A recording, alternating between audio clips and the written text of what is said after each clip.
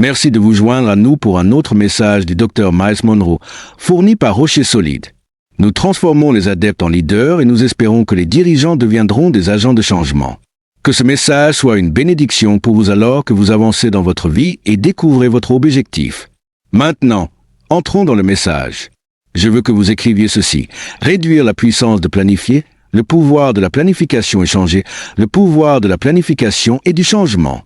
Je veux me concentrer pendant quelques minutes sur la compréhension du principe de planification et de préparation et comment cela se rapporte à la réflexion stratégique.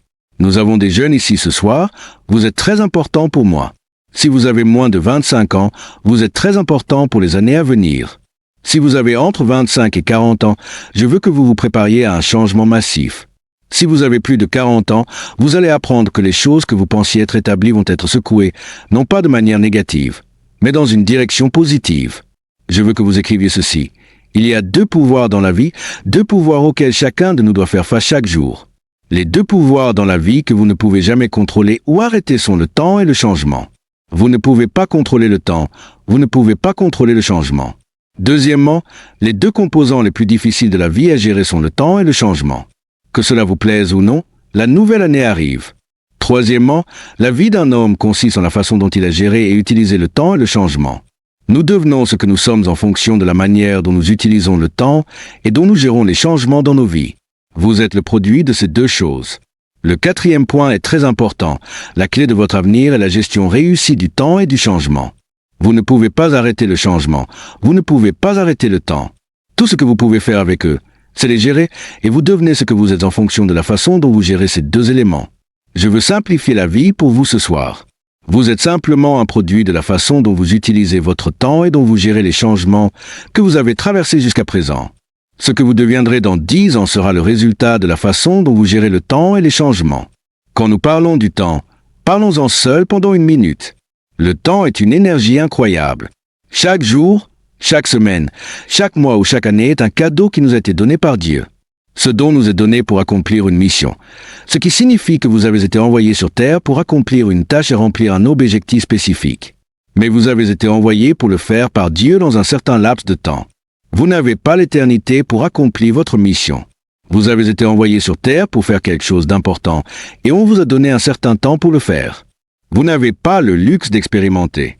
La Bible dit dans Ecclésiaste 3, qu'il y a un temps pour tout. Le passage du temps vous rend responsable devant Dieu. La prochaine fois que vous direz à quelqu'un bonne année, arrêtez-vous et demandez-vous, que ai-je fait avec l'année qui vient de s'écouler? Combien de temps ai-je gaspillé à regarder la télévision, à être avec des gens qui n'avaient aucun intérêt pour le succès, à m'engager dans des habitudes qui n'ont pas amélioré ma vie ni mon corps? Que ai-je fait de cette année? Nous sommes responsables devant Dieu parce qu'il nous a donné un cadeau. Quand nous pensons au temps, je veux lire un verset du livre de Job, chapitre 14, verset 5. C'est un verset que vous devez tous retenir dans votre vie. Il est dit, « Les jours de l'homme sont déterminés ».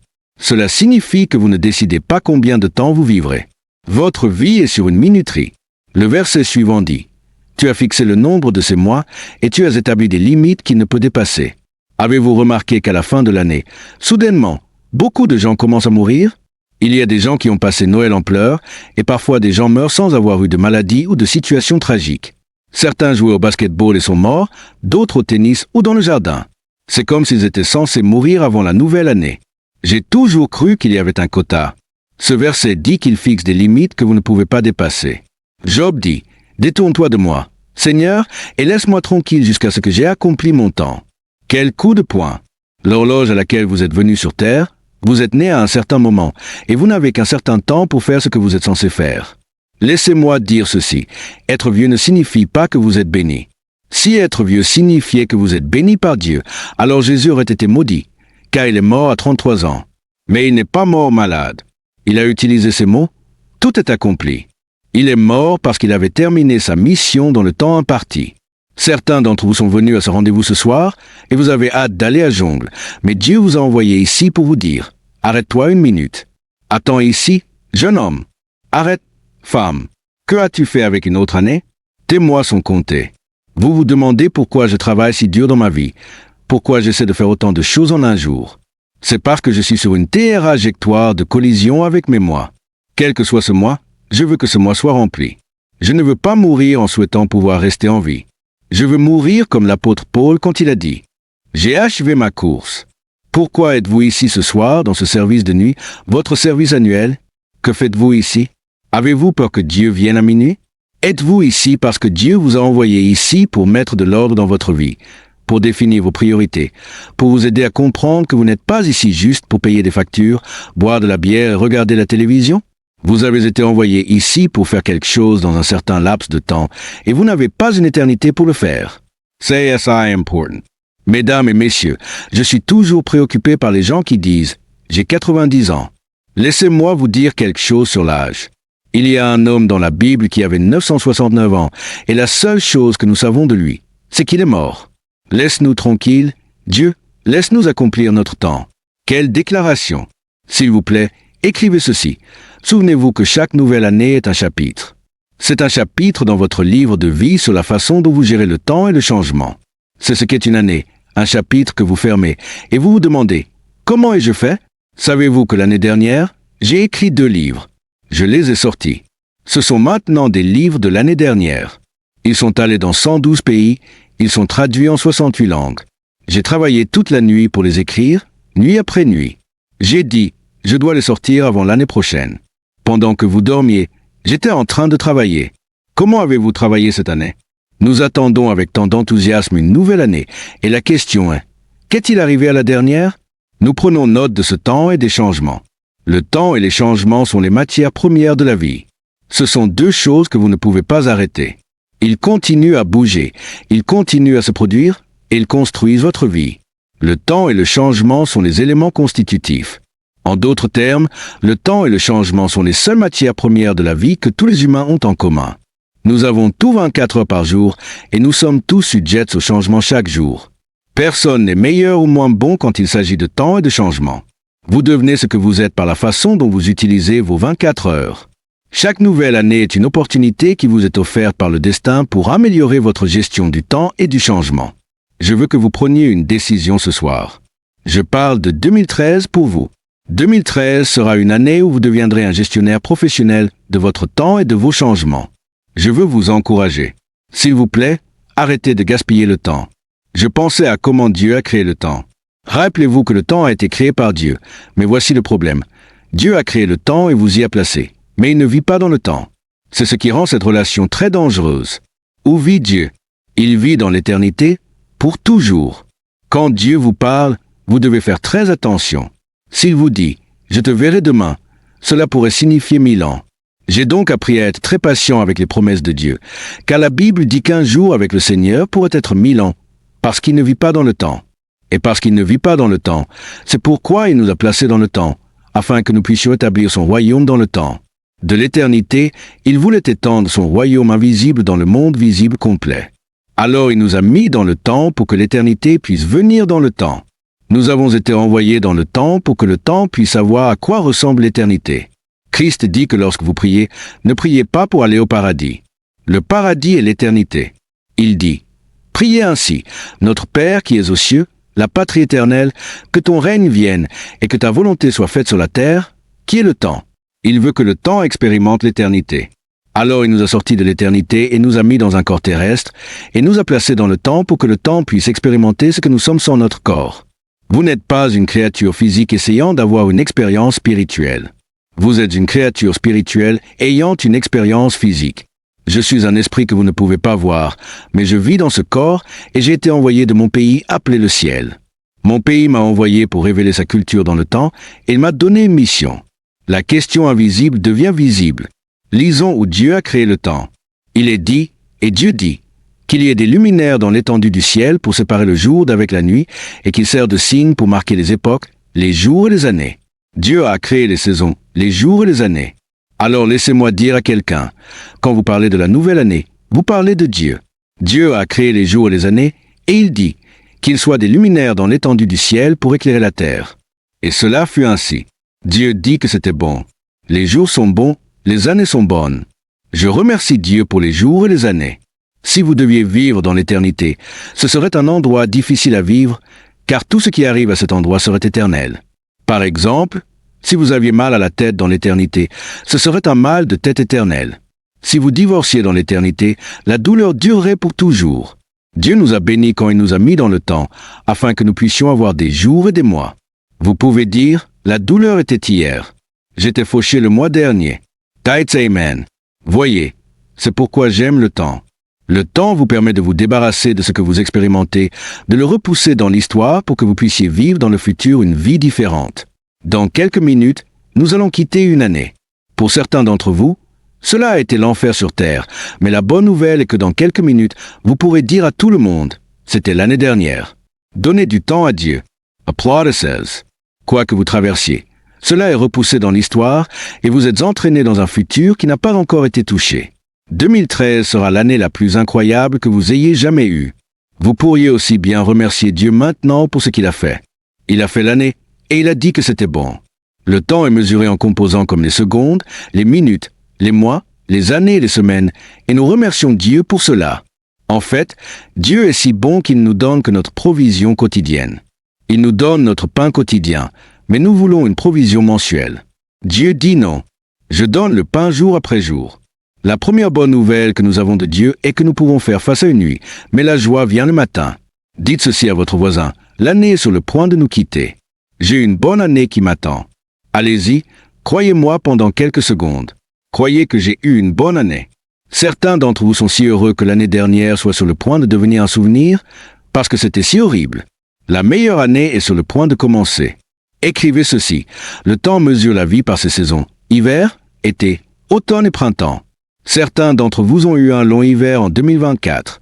Rien n'a fonctionné. Vous avez perdu votre emploi, obtenu un emploi, perdu un emploi. Les clients sont partis, les entreprises ont fait faillite, vous avez perdu vos frais de scolarité, vous ne pouviez pas retourner à l'école. Toutes sortes de choses sont arrivées. Vous avez divorcé, puis vous vous êtes remarié. Un bébé est mort, une mère est morte, un père est mort. Je veux dire, des choses terribles sont arrivées. Un accident de voiture, des biens perdus sont arrivés cette année. Et Dieu dit, c'est bon, ce sera bientôt l'année dernière. La bonne nouvelle, c'est que ce n'est qu'une saison. C'est seulement une saison. Je vous le dis, le temps protège l'homme de vivre en permanence dans certains états.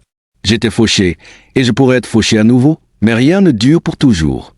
À toute chose, il y a une saison. Puis, je vous fais une promesse, quelle que soit votre saison en ce moment, elle ne peut pas durer.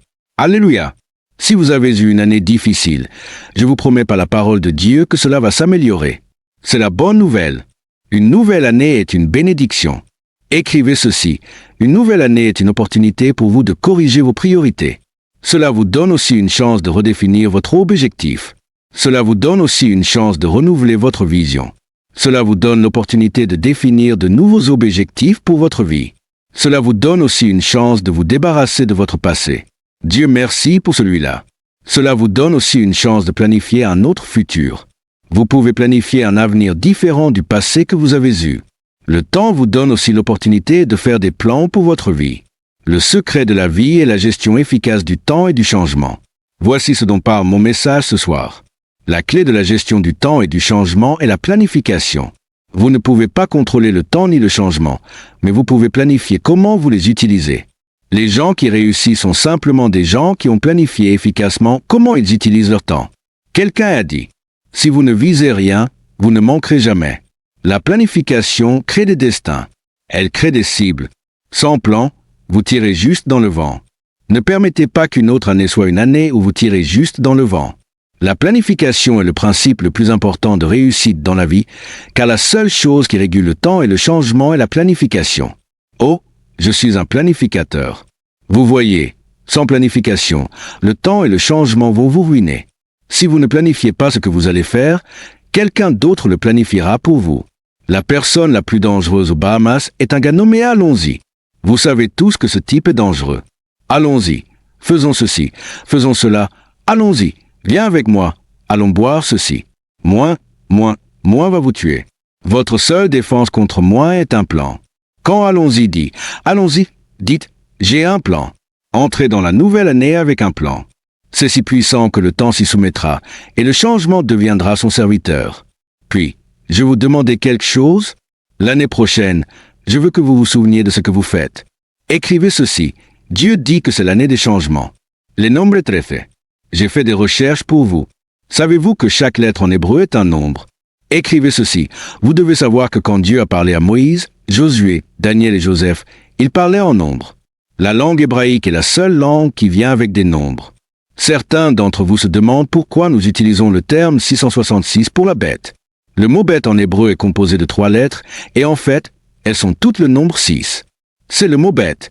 Quand la Bible dit que la bête apparaîtra et subjuguera la terre et que le temple sera contaminé, le mot bête est 666.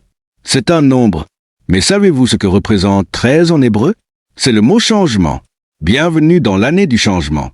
Gloire, Alléluia, Alléluia. 13 signifie nouveau commencement. C'est aussi repartir à zéro. Comme si Dieu disait, quoi qu'il se soit passé jusqu'à présent, cette nouvelle année, tu vas recommencer à zéro. Oh, je l'ai reçu par moi-même. Dieu va vous donner un nouveau commencement. Cela signifie que la maladie va être de l'histoire. La douleur sera du passé. La confusion va disparaître. La perte va devenir de l'histoire. La frustration va disparaître. Vous allez recommencer à zéro et cela va se produire dans 4 minutes. Le mot 13 signifie aussi nouvelle phase. C'est un mot étrange. Il ne signifie pas simplement de nouvelles choses, mais une phase complètement nouvelle de votre vie. Je suis sur le point de parler en langue, ce qui signifie que Dieu va changer toute la dynamique. Tout ce qu'ils vont changer en 13 ans.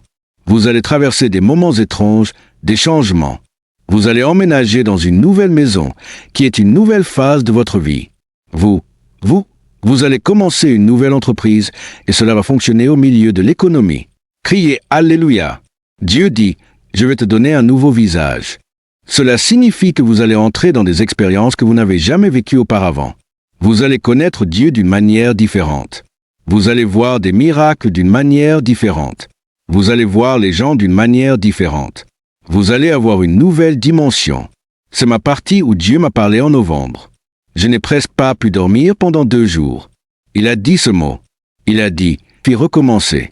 D'accord, l'entreprise a échoué l'année dernière, mais c'est bon. Alléluia. Dites à votre voisin, je suis là pour recommencer. Criez fort, je suis sur le point de recommencer. Venez, les jeunes. Vous allez retourner à l'école. Je vous promets que Dieu va vous donner des bourses. Ils ne savent jamais comment donner. Dieu merci maintenant pour votre retour à l'école. L'école avec tous les frais payés. Il va recommencer. Je vois 13 alors que vous arrivez à la fin de votre corde dans le canal 12 et Dieu vous donne une nouvelle corde. Vous avez une longue corde cette fois. Vous êtes sur le point d'entrer dans une zone où personne ne vous a jamais vu. En fait, cela signifie renouvellement. Cela signifie transformation. Il va transformer toute votre expérience en 1 an. Quelqu'un est-il prêt pour une transformation? Père, nous sommes sur le point de marcher sur 5, 4, 3, 2. J'ai eu du mal l'année dernière, mais c'est un nouveau départ. Quelqu'un crie, c'est un nouveau commencement. Allez, quelqu'un donne des louanges à Dieu pour un renouvellement. Ce sera la meilleure année. Je dis que c'est un nouveau départ. Merci Jésus. Il y a un passage des Écritures, ici que je veux que vous méditiez. On le trouve dans le livre des Proverbes, chapitre 16, verset 3. Il dit, « Recommande ton œuvre à l'Éternel, et tes projets réussiront. » Waouh, quel verset puissant. Je vais vous apprendre comment faire un plan, parce que si vous traversez cette année sans plan, le changement va vous détruire. Vous serez pris au dépourvu. Le changement peut détruire ou devenir votre destin. Vous devez avoir un plan, et Dieu dit, « Recommande ton œuvre à moi, ce que tu prévois de faire, et tes plans réussiront. » Dans un instant, nous allons nous incliner devant Dieu et prier. Je vais vous demander, jusqu'au fond de la salle, jeunes et moins jeunes, je veux que vous soyez sérieux avec Dieu et que vous disiez, « Dieu, je veux avant tout que tu me montres le plan que je dois mettre sur papier, et je veux te le confier ce soir. Quel que soit ton plan pour ma vie, je vais m'engager envers toi. Ensuite, je veux que vous réclamiez cette promesse pour toute l'année. Dieu ne prévoit jamais d'échouer pour vous. Votre échec est donc la seule défense contre le changement, la planification. Et voici la parole que Dieu dit. Je vais envahir la terre cette année avec des changements divins. Maintenant, je dois expliquer cela, parce que ce n'est pas aussi simple que cela en a l'air. Les changements vont arriver de toute façon, c'est clair, mais Dieu dit, je vais interrompre les conditions normales et je vais apporter des changements que je veux dans ta vie et dans ton pays. Celui-ci m'a frappé. Il a dit, je vais perturber les nations. Je vais changer des vies qui ne savaient même pas qu'elles allaient être changées. Je vois Dieu changer des chefs d'État. Comme Saul, il va rencontrer des gens et les faire tomber de leurs chevaux. Je prophétise qu'il va interférer avec des gens qui pensent qu'ils n'ont besoin de personne. Il va les rencontrer et ils vont avoir une transformation et ils vont invoquer le nom du Seigneur. Le changement va être divin. Il va interférer providentiellement avec vos affaires. Ce ne sera pas une année normale. Dieu dit, je vais me mettre au milieu de vos situations et je vais changer des choses auxquelles personne ne pensait qu'elles pourraient changer. Êtes-vous prêt pour un changement divin? Et puis le Seigneur m'a parlé. Il a dit, dis aux gens que ce ministère est sur le point d'entrer dans une nouvelle dimension. BFM. Puis il m'a dit de vous donner ces instructions. Planifiez votre année en détail, comptabilisant chaque jour et planifiez-la en détail selon la vision qu'il mettra dans votre cœur. Il a dit, planifiez-la en détail. Numéro 2, il a dit, dis aux gens d'initier. En d'autres termes, vous allez faire le premier pas. Vous n'attendrez pas que le changement arrive. Vous allez faire des choses. Si quelque chose arrive, vous ne serez pas une victime du changement. Vous serez un initiateur du changement et vous vous attendrez à ce que ce changement soit en votre faveur. En d'autres termes, Dieu dit de vous engager et de faire des changements qui seront le changement que vous désirez voir dans votre vie. Votre propre destin. En d'autres termes, planifiez le changement que vous voulez voir. Ne laissez pas le changement vous changer. Il a dit, présente-toi à moi chaque jour. Il a dit, je veux que tu viennes à moi chaque matin cette année et que tu me demandes quel est mon plan pour la journée. Parce qu'il aura une intervention divine. Il va interrompre des choses. Vous devez parler à Dieu chaque jour cette année. Parce que quand vous vous réveillez le matin, il va changer l'agenda. Alléluia! Si vous pensez que ce n'est pas Dieu, il va démontrer sa confirmation. Venez ici, monsieur. Venez ici. Levez les mains. Tenez-vous derrière cet homme. La puissance de Dieu va vous frapper. Vous avez prié pour que Dieu vous donne un changement cette année. Tout ce qu'il vous a promis, vous pensiez que c'était retardé. Un nouveau commencement dans votre vie. Au nom de Jésus, je le libère maintenant. Seigneur, ouvre la porte qui a été fermée pour cette famille, au nom de Jésus. Qu'il y ait un miracle aujourd'hui, au nom de Jésus. Merci Seigneur. Tout est bien. C'est bon. Et Père, guéris le corps en même temps, au nom de Jésus. Je réprimande l'esprit de la maladie. Lâche-le. Tu ne mourras pas. Je n'ai pas de cancer. Je l'ai changé. C'est écrit. Seigneur, je l'ai changé. Réjouissez-vous. Alléluia. Cet Alléluia arrive. Alléluia. Regardez le témoignage aller. Vous et moi devrions être ceux qui font les plans. Maintenant vient la partie difficile. Le Seigneur dit non seulement que vous devez devenir celui qui prévoit le changement dans votre vie, mais il a dit ceci, le ministère doit initier publiquement des changements dans la nation. Je le dis avec beaucoup de crainte, parce que notre ministère, au cours des 34 dernières années, a initié la cause du changement dans notre pays, mais nous n'avons jamais intentionnellement décidé de changer le début du pays. Aujourd'hui, la nation ne doit pas reposer. Notre pays, que Dieu dit être entre nos mains, écoutez-moi attentivement. Cela me fait peur. Il dit, la seconde moitié de ta vision est sur le point de commencer. La première moitié, c'est transformer des adeptes en dirigeants. Il a dit que vous avez bien fait. Maintenant, il dit, vous allez transformer ces dirigeants en agents. Applaudissements. Cela signifie que nous ne devons plus rester silencieux.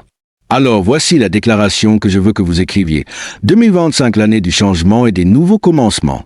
C'est aussi le thème de notre année, le leadership du royaume pour transformer la société. C'est notre mandat. Ce pays connaîtra Esther. Ce pays connaîtra Joseph. Ce pays connaîtra Daniel. Ton pays connaîtra Joseph. Ton pays connaîtra Esther. L'esprit de ce ministère sera le même esprit qui était sur Esther. Si je meurs, je mourrai, mais j'irai là-bas et sauverai mon peuple. Amen. C'est notre mandat. Nous allons transformer la société à travers le leadership du royaume. Dieu expliquera le leadership. C'est donc notre objectif. C'est simple. Nous serons en tête du changement spirituel et social national. Le changement commence maintenant. La voix prophétique de Dieu reviendra dans le pays. Là où le diable ne veut pas de liberté, il rencontrera à nouveau la voix de Dieu.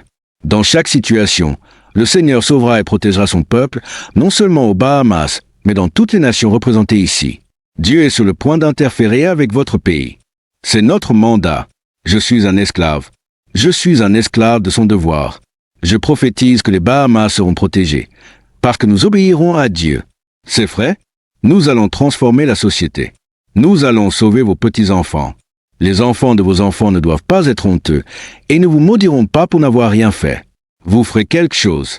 Ce sera l'année la plus riche en événements pour le ministère. Nous serons entendus sur la place publique. Chaque fois que Satan lèvera sa tête dans ce pays, le Seigneur. Je prophétise que nous élèverons une bannière plus haute. Ne laissez pas les méchants régner aux Bahamas et dans votre nation. Réclamez-le. Applaudissements. Eh bien, vous comprenez que c'est notre mandat. J'ai dit, mon Dieu, comment puis-je capturer cela? Vous savez que chaque année, je capture un thème dans un symbole. C'est le symbole, un heptagone. Et il dit, cela sera vu dans le monde entier. Les nations seront impactées à partir de Jérusalem. Merci encore une fois d'avoir écouté ce message. Nous espérons que cela a été une bénédiction pour vous. Notre but est de vous montrer de nouveaux chemins et opportunités pour que vous puissiez découvrir votre objectif. Que le Seigneur vous bénisse richement dans le nom de notre Seigneur Jésus-Christ.